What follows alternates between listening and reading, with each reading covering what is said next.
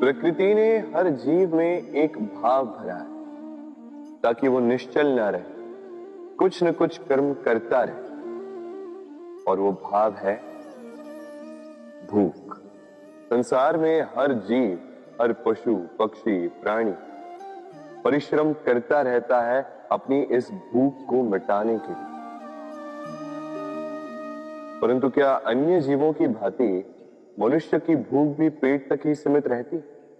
तन की भूख मिटाते मिटाते कब ये भूख मन और माया की तृष्णा में बदल जाती है पता ही नहीं चलता। और अधिकतर ये तृष्णा धन संग्रहित करने तक ही रह जाती। अपना जीवन जीना छोड़कर किसके लिए ये धन संग्रहित कर रहे हैं? आने वाली पीढ़ी के लिए। बड़ी विचित्र बात है। अपना जीवन जीना छोड़कर धन संग्रहित करते करते अपने जीवन का सुख भी मिटा रहे हैं और आने वाली पीढ़ी को कर्म करने से भी बाधित कर। पूत कपूत तो क्यों धन संचय, पूत सपूत तो क्यों धन संचय। अपनी संतान को संस्कार दीजिए, धन नहीं।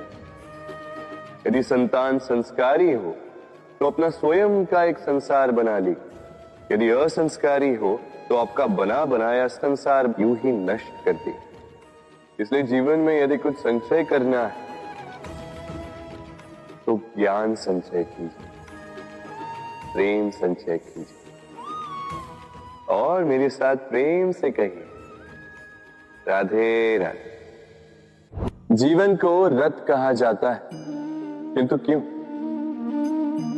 अब आप कहेंगे कि इसलिए क्योंकि जीवन भी रथ की ही भांति चलता रहता है। किंतु कभी आपने इस रथ को समझने का प्रयास किया?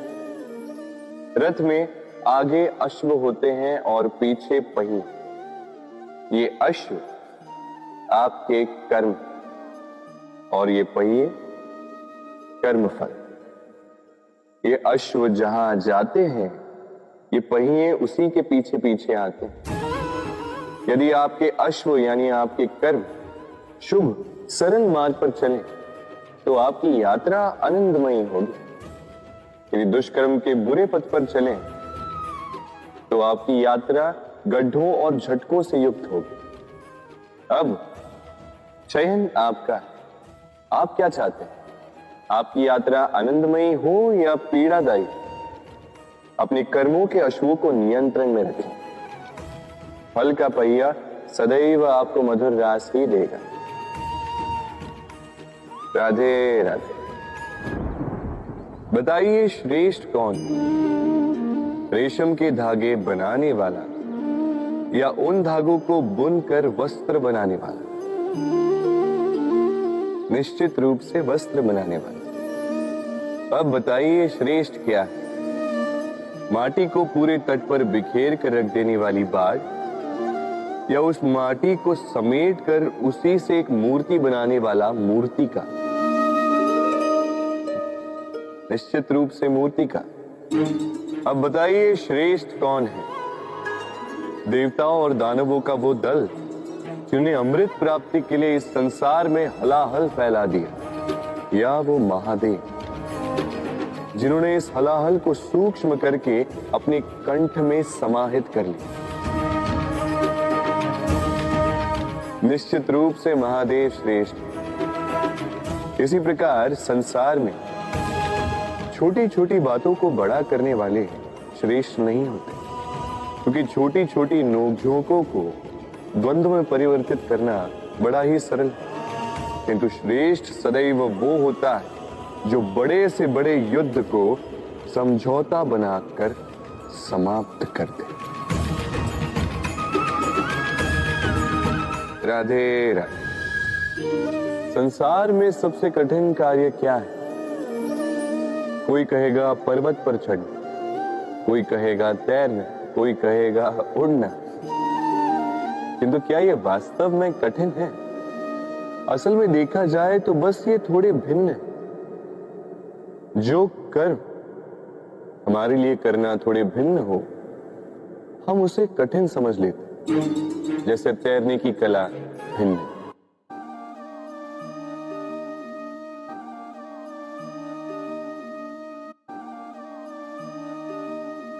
बड़े ही परिश्रम से इसे बनाती हैं, अपने शरीर के रस से इसे बुनती हैं। क्या आप इसका उद्देश्य जानते हैं? आखिर मकड़ी इन जालों में नन्ही कीटों को फंसाकर उन्हें अपना भोजन बना लेती है। और क्या आप ये बात जानते हैं कि एक दिन मकड़ी इन्हीं जालों में फंसकर मृत्यु को प्राप्त हो जाती है? बताइए क्या करते हैं आप इन जालों के साथ? दिखते ही हटा देते हैं इनका अस्तित्व, है ना? दूसरी ओर चिड़िया का घोंसला। चिड़िया भी बड़े परिश्रम से इसे बनाती है, किंतु यदि चिड़िया इसे छोड़कर चली भी जाए, उसके पश्चात भी लोग इसका विनाश नहीं करते। कारण क्या? कारण यह है कि इसका निर्माण जीवन के संचयन के लिए किया गया था, आखेट के लिए नहीं। स्मरण रखिएगा, जीवन में आपका परिश्रम कितना भी अधिक हो, यदि आपका लक्ष्य शुभ ना हो तो आपको भी विनाश पाना ही होगा। तो सृजन करते रहिए और मगन होकर कहें राधे राधे।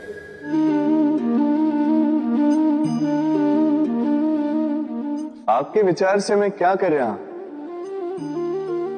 आप कहेंगे मैं दीपक जला रहा। सही, किंतु प्रश्न ये उठता है कि क्या मैंने आपसे कहा कि ये दीपक है? नहीं। क्या इस दीपक ने स्वयं अपना परिचय आपको दिया? नहीं। फिर आपने कैसे जाना कि ये दीपक है? उत्तर है प्रकाश, जो स्वयं जलकर अंधकार में संसार को राह दिखाए, वो दीपक है। जो निराशा में आशा की ज्योत दिखाए, वो दीपक है। दूसरी ओर सर्प है, जो दिखे नहीं, बस फुफकार दे तो लोग भयभीत हो जाते हैं। अर्थात व्यक्ति का परिचय उसके कर्मों से मिलता है, इसलिए आपको यह बताने की आवश्यकता नहीं कि आप कौन हैं। ये आपके कर्म ही निश्चित करेंगे कि लोग आपसे दीपक समझकर प्रेम करेंगे या सर्प समझकर भयभीत रहेंगे। राधे राधे। समय कितना विचित्र होता है। समय हमारे साथ हो तो हम स्वयं को राजा मान लेते हैं, वही समय यदि विरुद्ध हो जाए तो रंक बनने में समय नहीं लगता। इसलिए मनुष्य की एक आदत होती, बुरे समय के लिए कुछ बचा कर रखता है। संबंधी, मित्र बुरे समय में साथ छोड़ देते हैं। यश, मान बुरे समय में चला जाता है। तो व्यक्ति सोचता है क्यों ना धन संचय कर। धन का तो कोई मन नहीं होता जो समय आने पर बदल जाए। संसार कहता है कि धन का संचयन करते रहो, बुरे समय में काम आएगा। मैं कहता हूं शुभ कर्म करते रहो, आनंदित रहो, स्वयं पर और ईश्वर पर विश्वास रखो, बुरा समय कभी आएगा ही नहीं। राधे राधे। प्रकृति ने मनुष्य को एक विशेष शक्ति दी है, अन्य जीवों से अधिक शक्ति दी, स्मरण शक्ति। यही शक्ति मनुष्य को अन्य जीवों से भिन्न बनाती, इतिहास लिखने की प्रेरणा देती, ज्ञान को पीढ़ी दर पीढ़ी आगे भी बढ़ाती। और जो भूल जाते हैं, अधिकतर रूप से वो उपहास और दया के पात्र बन जाते हैं। परंतु क्या यही पूर्णतः सत्य है? नहीं। यही स्मरण शक्ति मनुष्य के विकास में सबसे बड़ी बाधा भी बन जाती है, उसके चित्त को दूषित कर देती। बुरे अनुभव, किसी का दिया गया धोखा, किसी का किया गया कटाक्ष मनुष्य भुला नहीं पाता और फिर लग जाता है प्रतिकार। पहले समय नष्ट करता है प्रतिकार की तैयारी में, फिर समय नष्ट करता है प्रतिकार का अवसर ढूंढने में। यदि संतोष पाना है, यदि जीवन में आनंद पाना है, तो स्मरण शक्ति का सदुपयोग कीजिए। अपनी स्मरण शक्ति को केंद्रित कीजिए केवल अच्छी बातों और अच्छी यादों की ओर। जीवन में प्रसन्नता आए। राधे राधे। मनुष्य अपने परिवार के लिए क्या कुछ नहीं करता, दिन रात परिश्रम करता है ताकि अपने परिवार की आवश्यकता पूर्ति के लिए धन कमा सके। परंतु क्या केवल धन कमाना पर्याप्त है? आप कहेंगे हां, क्यों नहीं। धन से सब कुछ मिलता है, विद्या मिलती है, घर मिलता है, औषधि मिलती है, क्या कुछ नहीं मिलता। ये सब एक सीमा तक ठीक, किंतु तनिक मन से सोच के देखिए, जब बालक रोगी होता है तो वो उस कड़वी औषधि को क्यों पी लेता? इसलिए क्योंकि उसके पिता ने उस औषधि को धन से खरीदा? नहीं, बल्कि इसलिए क्योंकि उसके सामने खड़ा उसका पिता, उसे उन पर विश्वास है। विश्वास है कि वो उसे कुछ नहीं होने देंगे।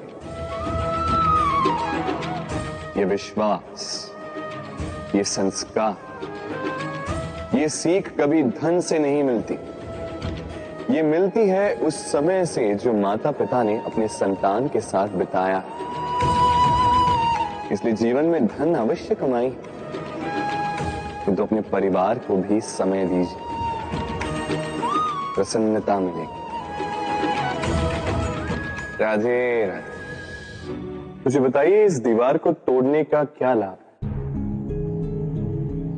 यदि किसी संबंध में संदेह घर कर लेता है तो आए दिन शत्रुता की स्थिति बनी रहती। कल कोई और कारण बन सकता है इस दीवार के पुनः बनने का। तो क्या पुनः इस दीवार को बनाएंगे काका? संबंध की पवित्रता वैसी होनी चाहिए जैसे एक माता और संतान के प्रेम में होती है, निश्चल, निर्दोष। ये बात केवल रूठनी मनाने तक ही सीमित रहे।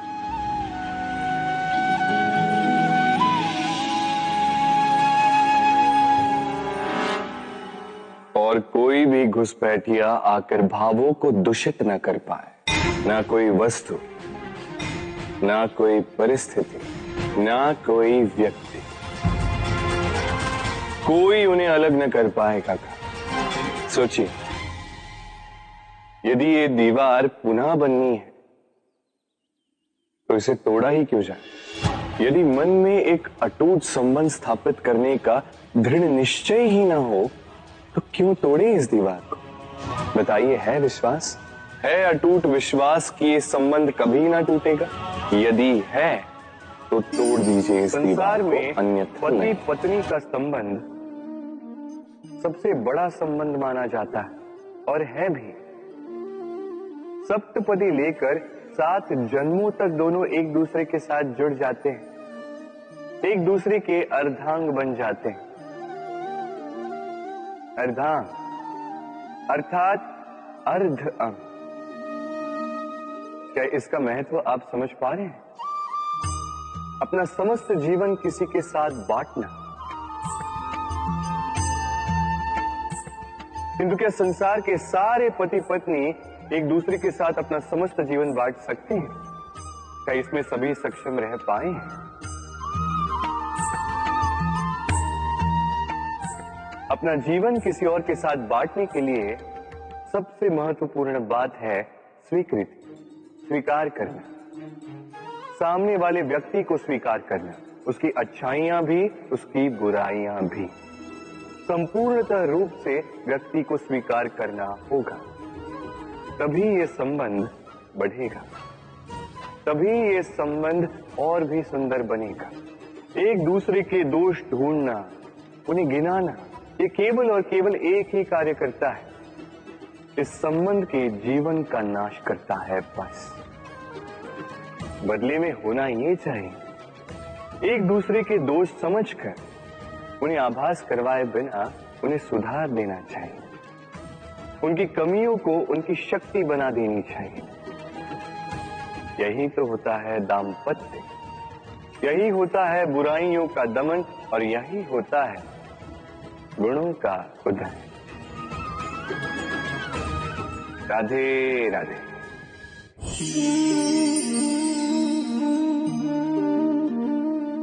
कंकड़ इतना छोटा सा कि उंगली पर आ जाए, किंतु सोचिए यदि यही कंकड़ आंख में लग जाए तो कितनी बड़ी समस्या बन जाता है।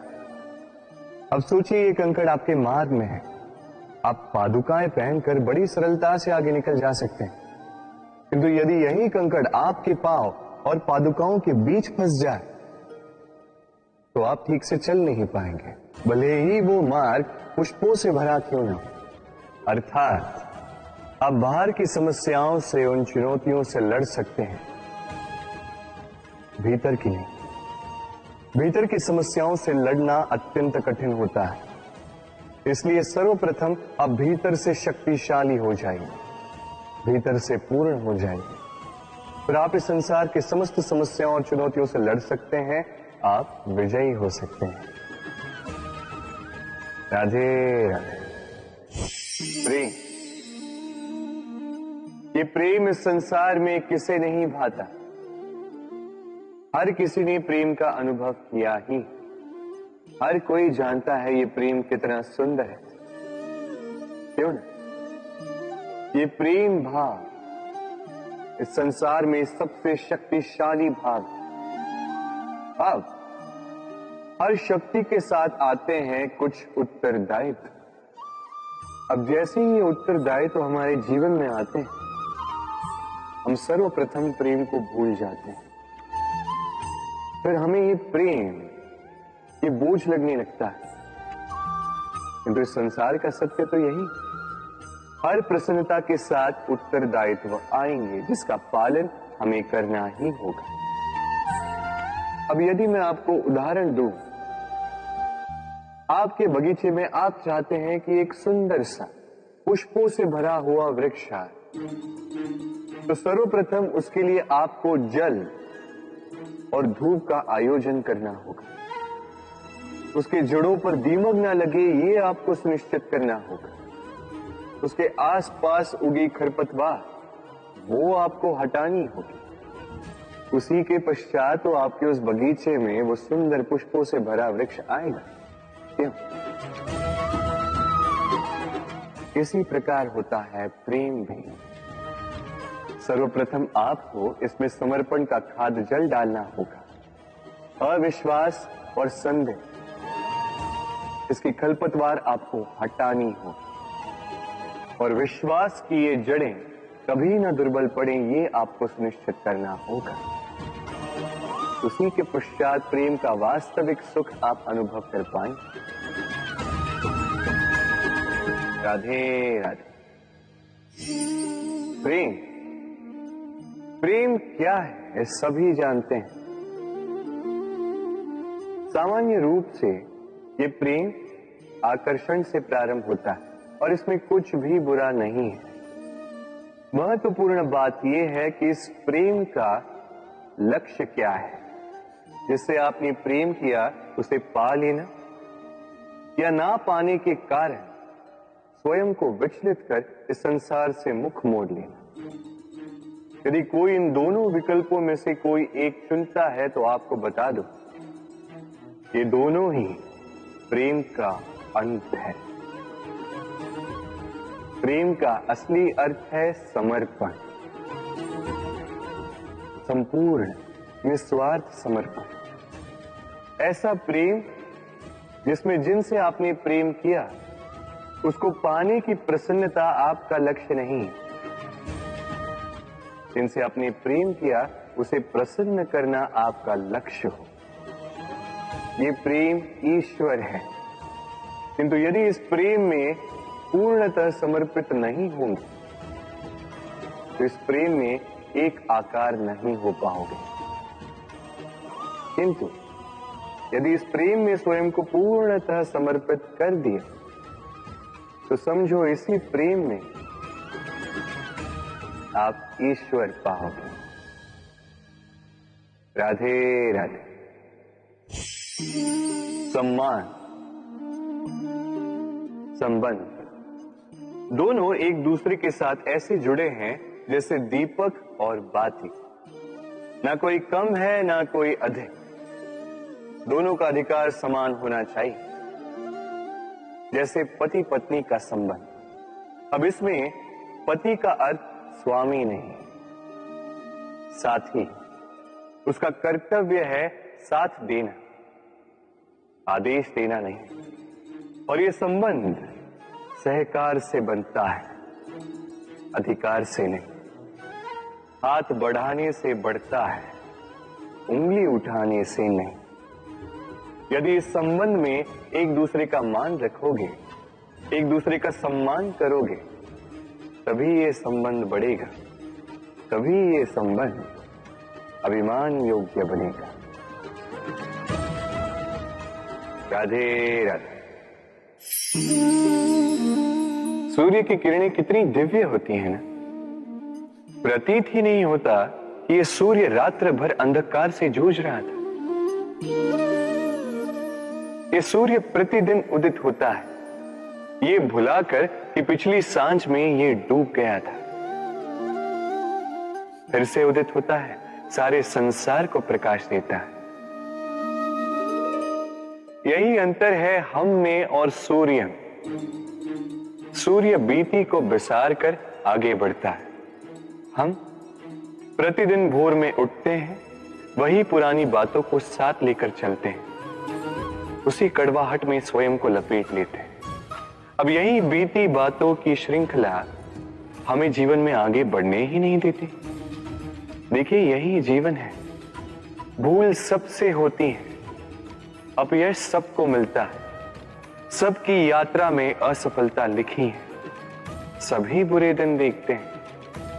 किंतु इन सारी बातों को भुलाकर जब जीवन में आगे बढ़ोगे, तभी तो इस संसार में, इस आकाश में सूर्य बनकर चमकोगे, तभी तो इस संसार को प्रकाश दोगे। इसलिए प्रतिदिन जागिए, एक नए जन्म के साथ, एक नए उत्साह के साथ, एक नए लक्ष्य के साथ।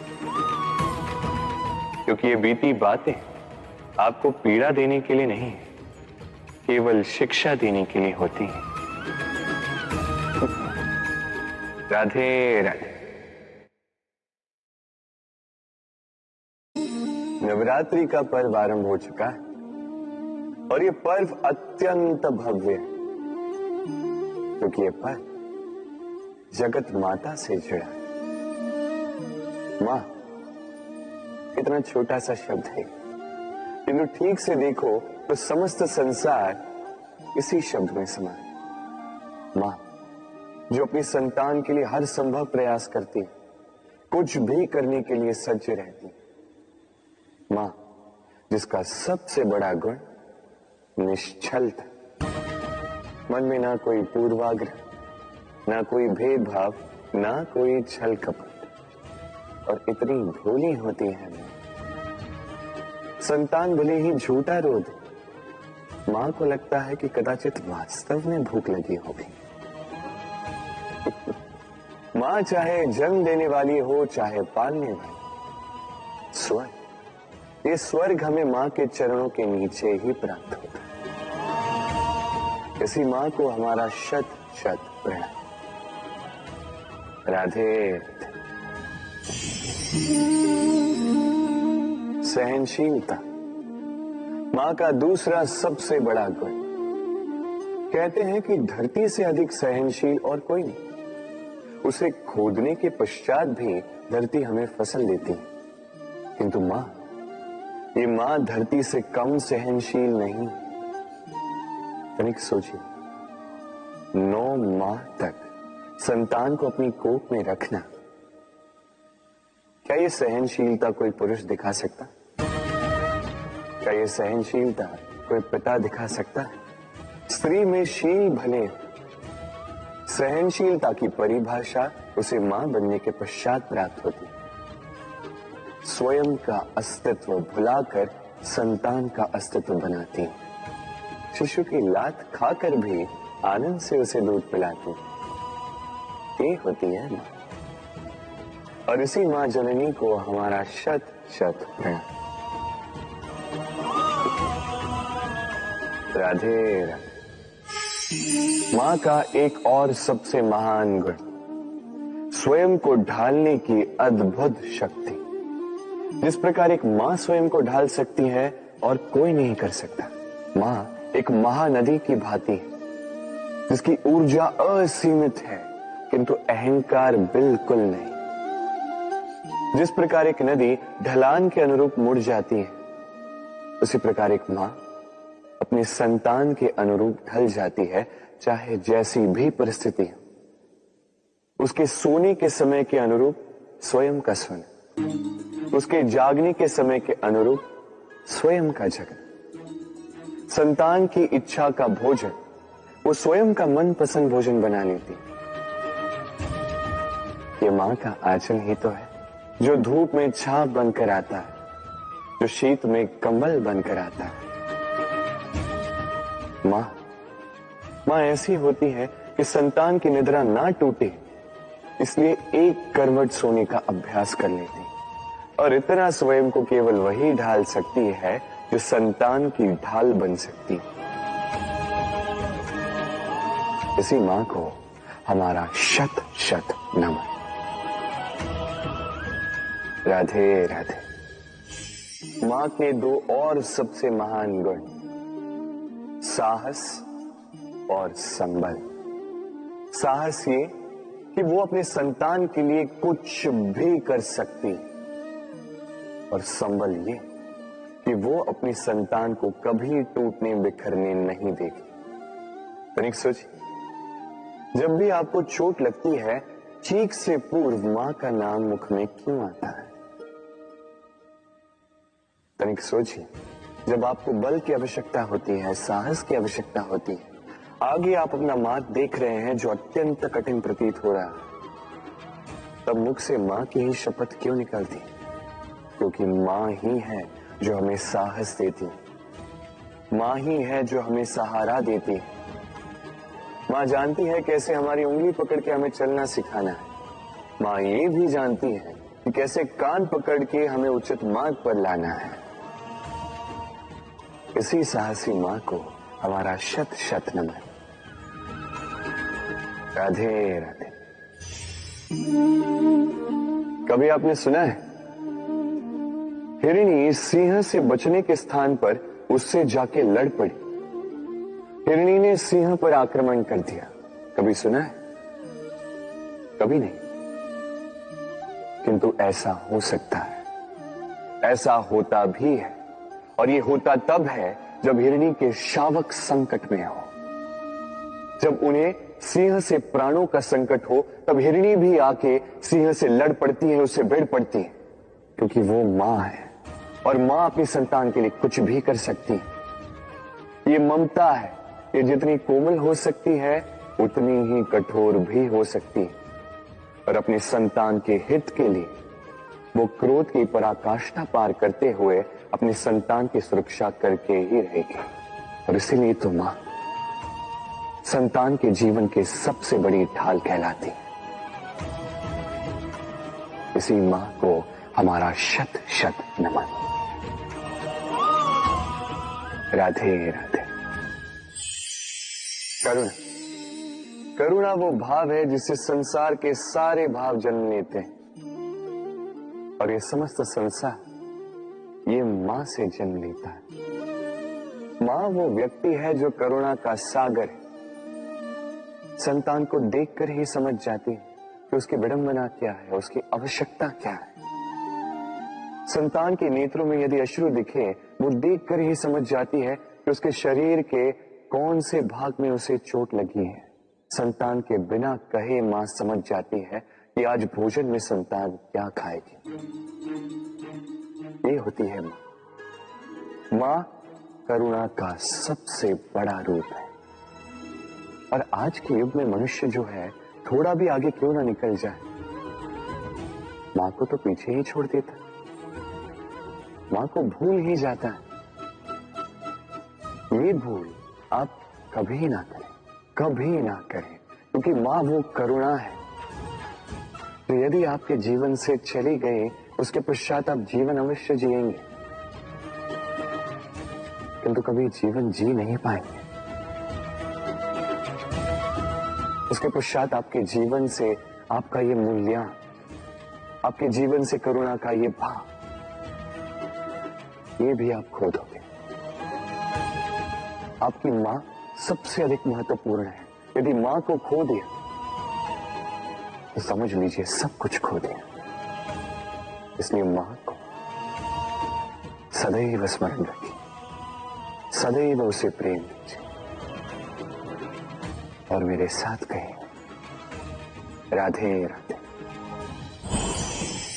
आज विजयदशमी, वो दिन है जब श्री राम ने रावण का वध किया।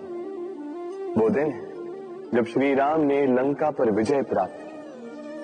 लोग कहते हैं कि अच्छाई की बुराई पर विजय का प्रतीक है। इसे देखने का एक और रूप भी है। जी हां, ये प्रेम के विजय का भी प्रतीक है, ये परिवार के विजय का भी प्रतीक है। आपको तो ज्ञात होगा ही कि रावण महाज्ञानी था, महाशक्तिशाली था, महादेव का परम भक्त था रावण। अब जो व्यक्ति कैलाश पर्वत उठा सकता था, वो व्यक्ति स्वयं एक कटे हुए वृक्ष की भांति श्री राम के चरणों में गिरा हुआ था। क्यों? क्योंकि राम के साथ लक्ष्मण था, वही रावण के साथ विभीषण भी नहीं था। एक और परिवार में बढ़ता प्रेम था, तो दूसरी ओर परिवार में बढ़ती तरह। स्मरण रखिए, यदि संसार पर विजय प्राप्त करनी है तो सर्वप्रथम परिवार में प्रेम बनाए रखना होगा। परिवार में केवल प्रेम बढ़ाइए, द्वेष कभी नहीं। आप सदैव सुखी रहें और जीवन की हर बाधा पर आप विजय प्राप्त करें। राधे राधे। देखिए, कल जो आने वाला है उसके लिए आज को व्यर्थ करना अनुचित है। हमें इस प्रकृति से यही सोच, यही सीख पानी चाहिए। आज का ये क्षण ये कल नहीं आएगा, और कल जो क्षण आने वाला है वो आज को किसी भी प्रकार से प्रभावित नहीं करता। बस इसी सीख को ध्यान में रखते हुए आप सभी निश्चिंत रहिए। जीवन क्या है ये जीवन? हम जन्म लेते हैं, बड़े होते हैं, हमारे माँ बाप हमें पालते हैं, फिर उनके धन से हमारा बालपन बीतता, फिर हम बड़े होते हैं, हम विवाह कर लेते हैं, हमारी संतानें होती, हम उनको पालते हैं, फिर हम वृद्ध हो जाते हैं और एक दिन इस संसार से चले जाते हैं। क्या यही जीवन है? आता होगा ये प्रश्न मन में कई बार, है ना?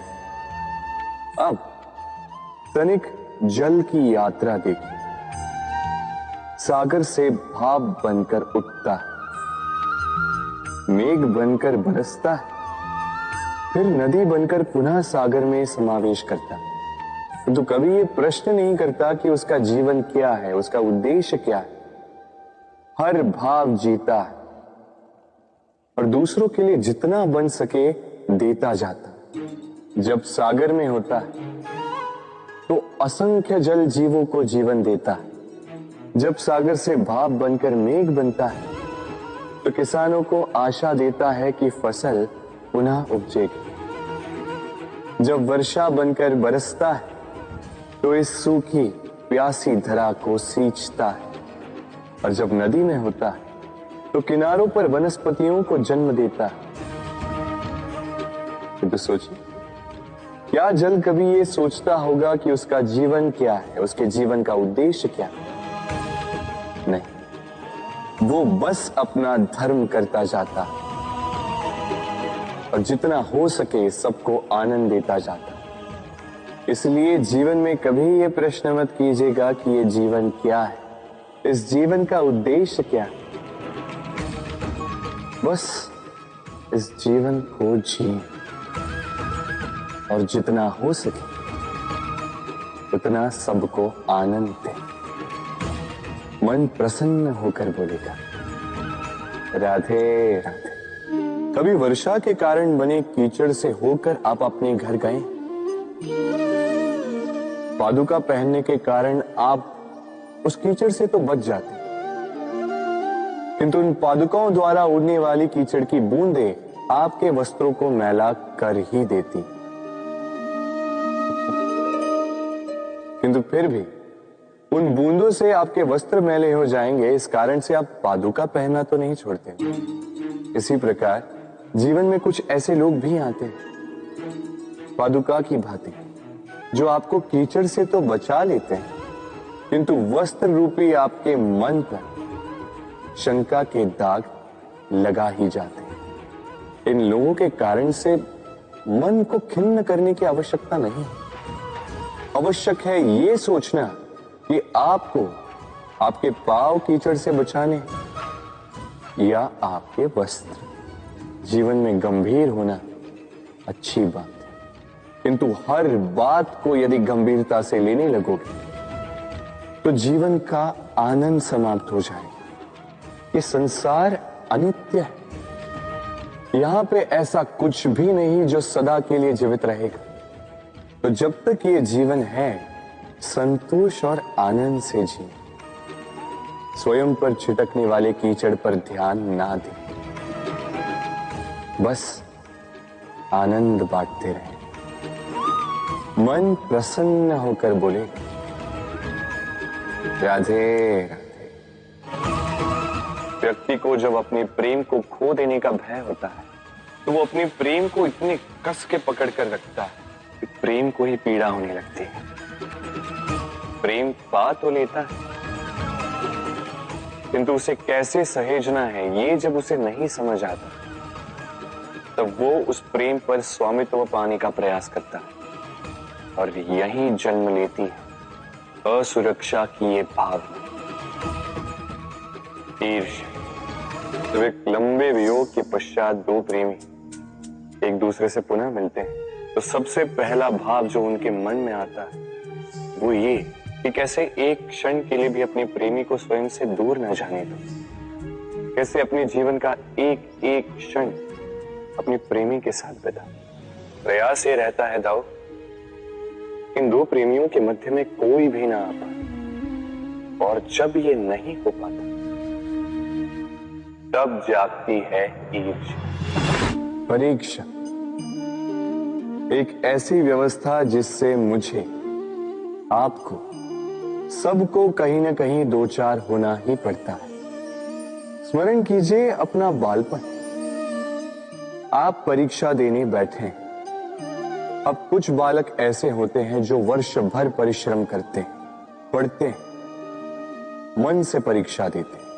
कुछ बालक ऐसे होते हैं जो अपने आसपास बैठे बालकों की नकल करते हैं और परीक्षा में उत्तीर्ण भी हो जाते हैं। बुरा लगता है ये सोचकर कि कोई बिना किसी परिश्रम के परीक्षा में उत्तीर्ण कैसे हो सकता है, किंतु स्मरण रखिएगा, जो नकल करते हैं वो परीक्षा में उत्तीर्ण हो सकते हैं, सफल नहीं, क्योंकि वो नकल करते हैं बिना प्रश्न को समझे, बिना उत्तर का तरीका निकाले। यही हमारे साथ भी होता है। हम हमारे जीवन में दूसरों को देखते हैं, उनकी नकल करते हैं, उनकी भांति बनने का प्रयास करते हैं, किंतु ना हमारे जीवन में सफलता आती है ना आनंद आता है। क्यों? क्योंकि हम एक विशेष बात भूल जाते हैं कि प्रत्येक मनुष्य का व्यक्तित्व भिन्न होता है। आप दूसरों की नकल करके अपना जीवन व्यतीत कर सकते हैं, किंतु यदि अपने जीवन में सफलता लानी, यदि अपने जीवन में आनंद लाना है, तो स्मरण रखिए, स्वयं के प्रश्नों का उत्तर जीवन में स्वयं को ही खोजना होगा। राधे राधे। मनुष्य को जब सफलता मिलती है तब उसमें जागता है अहंकार, और ऐसे में मनुष्य अक्सर एक बात भूल जाता है, झुकना। सोचता है कि मैं किसी के समक्ष क्यों झुकूं? और ऐसा इसलिए होता है क्योंकि मनुष्य एक महत्वपूर्ण बात भूल जाता है। इस संसार में, इस जीवन में उसने जो भी प्राप्त किया है, झुककर प्राप्त किया। बालपन में चलना सीखा तो इस धरा पर झुककर, गिरकर। बड़ों का आशीष लिया तो झुककर। किसान को फसल काटने के लिए झुकना पड़ता, कुएं से पानी निकालने के लिए पात्र को झुकना पड़ता है। भगवान से आशीर्वाद प्राप्त करने के लिए उनके समक्ष झुकना पड़ता है। आंधियों में वृक्ष सुरक्षित कैसे रहते? झुककर। सम्मान कैसे पाया जाता है? झुककर। किसी के समक्ष झुकने का अर्थ स्वयं का आत्मसम्मान खो देना नहीं, उसका अर्थ होता है विनम्र। हम मनुष्य हैं और इस आकाश की ऊंचाइयों तक पहुंचने के लिए हमें किसी पक्षी की भांति पंखों की आवश्यकता नहीं। बस जितना झुकेंगे उतना ही ऊपर उठेंगे। राधे राधे। आप इस संसार में ऐसे कई लोगों को जानते होंगे जिन्हें आप स्वार्थी मानते हैं, जो आवश्यकता पड़ने पर ही आपको स्मरण करते हैं, अन्यथा वर्षों तक कहीं दिखाई भी नहीं देते। किंतु जैसे ही उनकी आपके सहायता की आवश्यकता पड़ती है, हाथ जोड़कर आपके सामने सज्ज रहते। बड़ा क्रोध आता है ना इनको, मन खिन्न हो जाता है। मन से ये स्वर निकलता है कि इस व्यक्ति की सहायता न करें। किंतु ऐसा कभी मत कीजिए। आप सोचेंगे क्यों कह रहा हूं मैं ऐसा? स्मरण रखिएगा, दीपक का स्मरण व्यक्ति केवल तभी करता है जब अंधकार गहरा हो जाता है। उसे स्वार्थी मानकर स्वयं व्याकुल ना हो, स्वयं को दीपक मानकर आनंदित हो। भाग्यवान समझिए खुद को कि किसी को आवश्यकता पड़ने पर आपकी याद आए, कि आप इस संसार में किसी की सहायता करने योग्य हैं। इस जीवन में किसी के स्वार्थी होने से स्वयं का दृष्टिकोण न बदले। बस ये दृष्टि रखिए,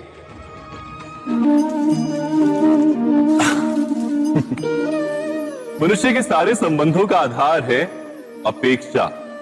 पति कैसा हो जो मेरा जीवन सुख और सुविधा से भर दे, पत्नी कैसी हो जो सदैव मेरे प्रति समर्पित रहे, संतान कैसी हो जो मेरी सेवा करे, मेरा आदेश माने।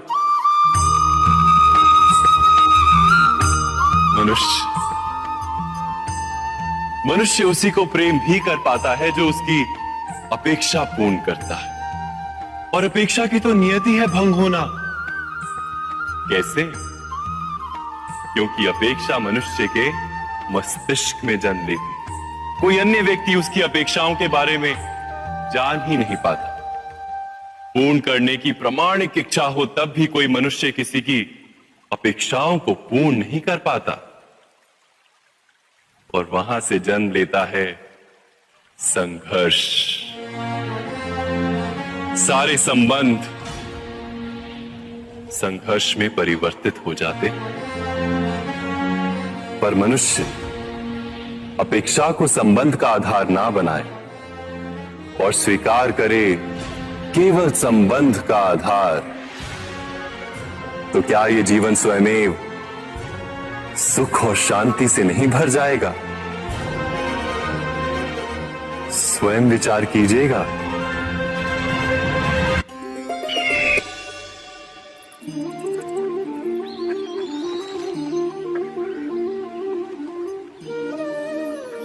समय के आरंभ से ही मनुष्य को एक प्रश्न सदा पीड़ा देता है कि वो अपने संबंधों में अधिकतम सुख और कम से कम दुख किस प्रकार प्राप्त कर सकता है।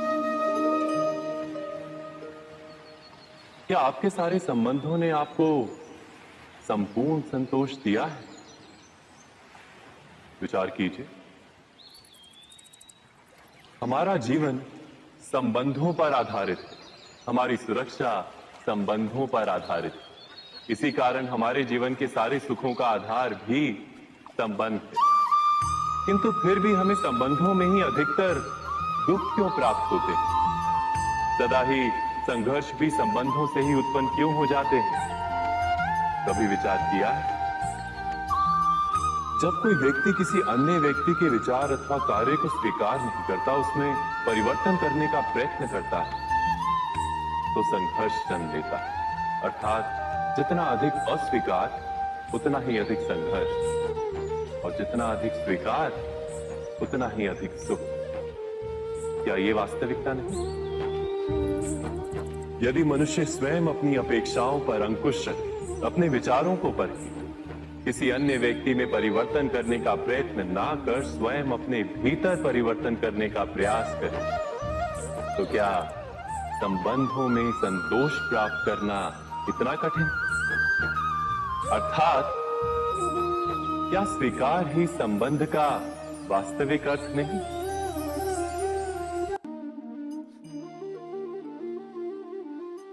जगत में प्रत्येक व्यक्ति को किसी ना किसी प्रकार की निर्बलता अवश्य होती। जैसे कोई बहुत तेजी से दौड़ नहीं पाता तो कोई अधिक भार नहीं उठा पाता, कोई असाध्य रोग से पीड़ित रहता है तो कोई पढ़े हुए पाठों को स्मरण में नहीं रख पाता। ऐसे अनेकों उदाहरण और भी हैं। क्या आप किसी ऐसे व्यक्ति को जानते हैं जिसे सब कुछ प्राप्त हो और हम जीवन की उस एक निर्बलता को जीवन का केंद्र मानकर जीते हैं? इस कारणवश हृदय में दुख और असंतोष रहता है सदा। निर्बलता मनुष्य को जन्म से अथवा संजोग से प्राप्त होती, किंतु उस निर्बलता को मनुष्य का मन अपनी मर्यादा बना लेता है। किंतु कुछ व्यक्ति ऐसे भी होते हैं जो अपने पुरुषार्थ और श्रम से उस निर्बलता को पराजित कर देते हैं।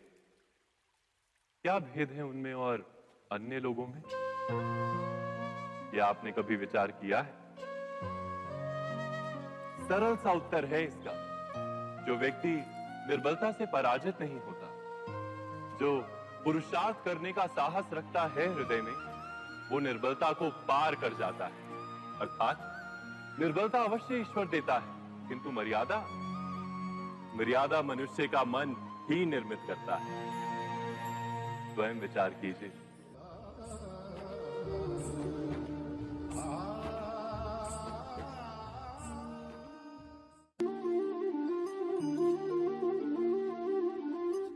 भविष्य का दूसरा नाम है संघर्ष।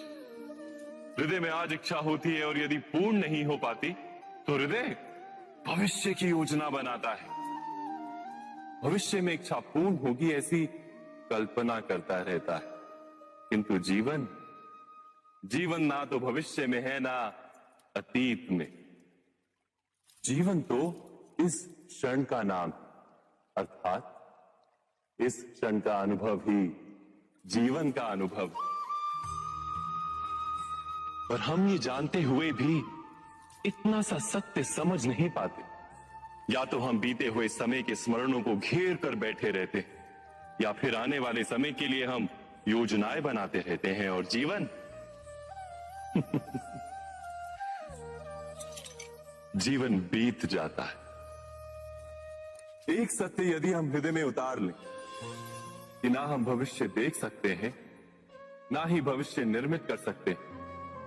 हम तो केवल धैर्य और साहस के साथ भविष्य को आलिंगन दे सकते हैं, स्वागत कर सकते हैं भविष्य का। तो क्या जीवन का हर पल जीवन से नहीं भर जाएगा? स्वयं विचार कीजिए।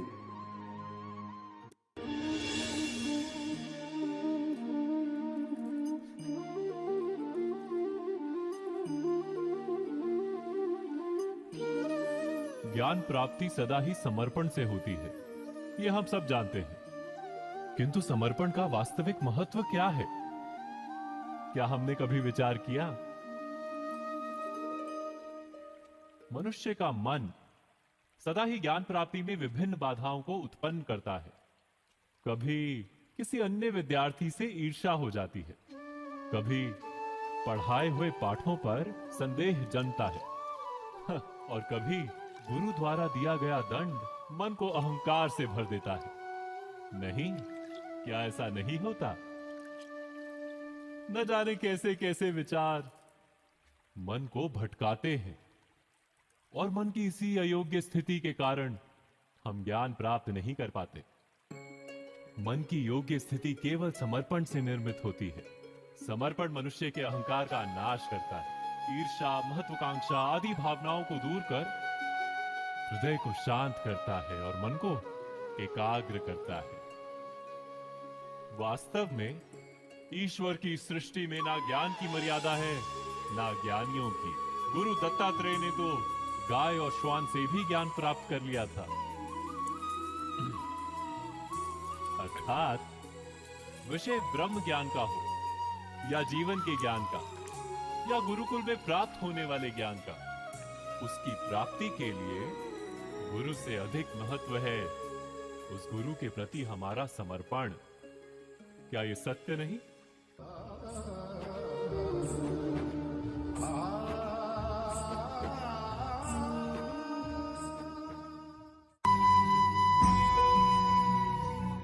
प्रत्येक मनुष्य के जीवन में ऐसा क्षण अवश्य आता है जब सारे स्वप्न, सारी आशाएं, सारे दृश्य ध्वस्त हो जाते हैं। जीवन के सारे आयोजन ही बिखर जाते हैं। एक और धर्म होता है और दूसरी ओर सुख। इसी को धर्म संकट कहते हैं। जब धर्म का वहन ही संकट हो और धर्म का त्याग ही सुख हो। विचार कीजिए, कभी किसी स्वजन के विरुद्ध सत्य बोलने का अवसर प्राप्त हो जाता है, कभी ठीक दरिद्रता के समय सरलता से चोरी करने का मार्ग प्राप्त हो जाता है, कभी किसी शक्तिशाली राजनेता या राजा के कर्मचारी का अधर्म प्रकट हो जाता है। सबके जीवन में ऐसी घटना बनती ही रहती है। अधिकतर लोग ऐसे किसी क्षण को धर्म संकट के रूप में जान ही नहीं पाते। हमें किसी प्रकार के संघर्ष का अनुभव ही नहीं होता। सहजता से सुख की ओर खींचे चले जाते हैं, जैसे मक्खी गुड़ की ओर खींची चली जाती। वास्तव में धर्म संकट का क्षण ईश्वर के निकट जाने का क्षण होता है। यदि हम संघर्षों से भयभीत ना हो, सुख की ओर आकर्षित ना हो, अपने धर्म पर दृढ़ रहे, तो ईश्वर का साक्षात्कार दूर नहीं।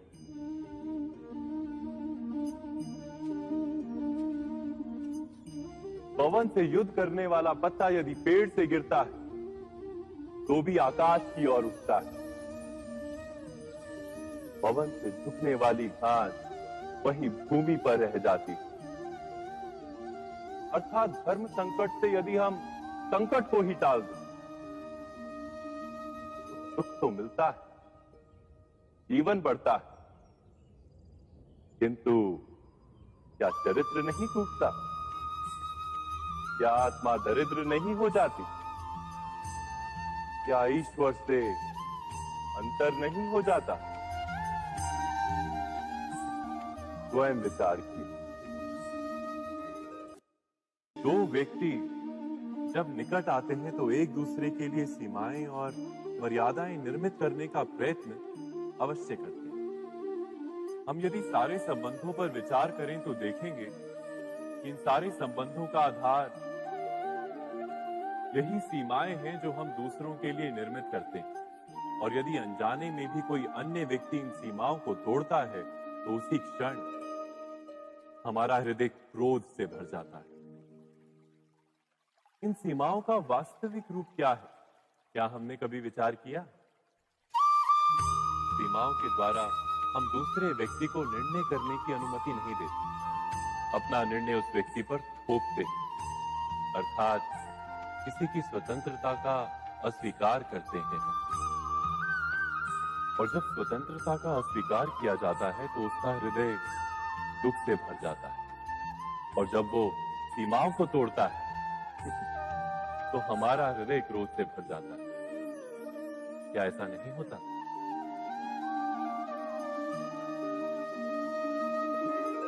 पर यदि एक दूसरे की स्वतंत्रता का सम्मान किया जाए तो किसी मर्यादाओं या सीमाओं की आवश्यकता ही नहीं होती। अर्थात जिस प्रकार स्वीकार किसी संबंध का देह है, क्या वैसे ही स्वतंत्रता किसी संबंध की आत्मा नहीं? स्वयं विचार कीजिए। सबके जीवन में ऐसा प्रसंग अवश्य आता है कि सत्य कहने का निश्चय होता है हृदय में, किंतु मुख से सत्य निकल नहीं पाता। कोई भय मन को घेर लेता है। किसी घटना अथवा प्रसंग के बारे में बात करना या फिर स्वयं से कोई भूल हो जाए उसके बारे में कुछ बोलना, क्या ये सत्य है? नहीं, ये तो केवल तथ्य है। अर्थात जैसा हुआ था वैसा केवल बोल देना सामान्य सी बात है। किंतु कभी कभी उस तथ्य को बोलते हुए भी भय लगता है। कदाचित किसी दूसरे की भावनाओं का विचार आता है मन, दूसरे को दुख होगा ये भय भी शब्दों को रोकता है। तो ये सत्य क्या है? क्या हमने कभी विचार किया है? जब भय रहते हुए भी कोई तथ्य बोलता है तो वो सत्य कहलाता है। वास्तव में सत्य कुछ और नहीं, केवल निर्भयता का दूसरा नाम है। और निर्भय होने का कोई समय नहीं होता, क्योंकि निर्भयता आत्मा का स्वभाव है। अर्थात क्या प्रत्येक क्षण सत्य बोलने का क्षण नहीं होता?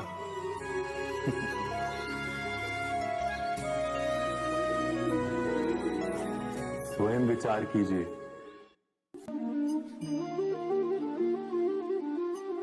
श्रेष्ठता का क्या अर्थ है? श्रेष्ठता का अर्थ है दूसरों से अधिक ज्ञान प्राप्त करना।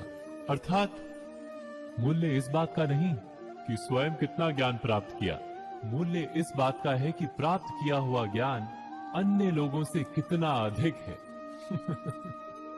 अर्थात श्रेष्ठता की इच्छा ज्ञान प्राप्ति को भी एक स्पर्धा बना देती है। और स्पर्धा में विजय अंतिम कब होती है?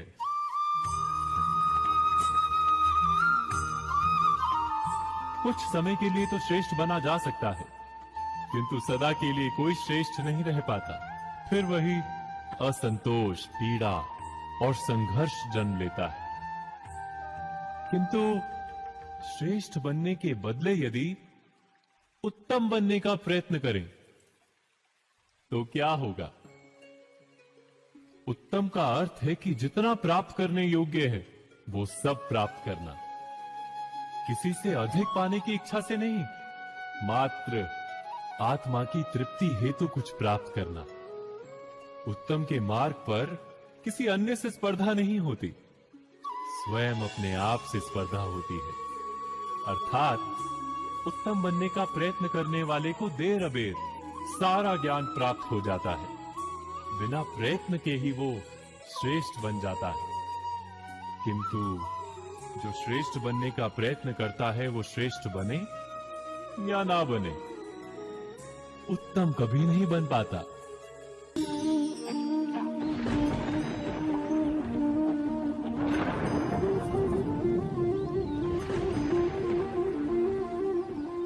सपनों और पूर्वाभासों के आधार पर हम भविष्य के सुख दुख की कल्पना करते हैं। भविष्य के दुख का कारण दूर करने के लिए हम आज योजना बनाते हैं, किंतु कल के संकट को आज निर्मूल करने से हमें लाभ मिलता है या हानि पहुंचती है, ये प्रश्न हम कभी नहीं करते। सत्य तो ये है कि संकट और उसका निवारण सात जन से, व्यक्ति के लिए भी और सृष्टि के लिए भी।